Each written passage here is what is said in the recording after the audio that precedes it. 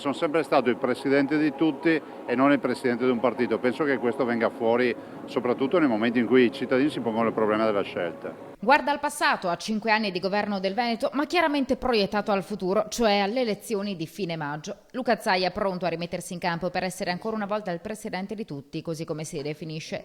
Di sicuro è il presidente delle 5 liste che lo sostengono. Abbiamo una bella squadra, tonica, molto motivata, un bel programma, vi stupiremo con effetti speciali. Tra i candidati tante facce nuove, giovani e donne. Andate a guardare le liste, vedrete soprattutto un sacco di donne e questa è la dimostrazione che noi le pari opportunità le abbiamo rispettate fino in fondo. Sono imposte da legge, però dove abbiamo potuto abbiamo assolutamente coinvolto donne perché pensiamo che anche questo sia un bel segnale. E intanto un segnale Luca Zaia lo indirizza al governo, al quale lancia un appello. Che ci dia l'autonomia, noi mandiamo 21 miliardi di tasse ogni anno, se ci lasciano i soldi delle nostre tasse noi risolviamo i problemi dell'Italia, fidatevi.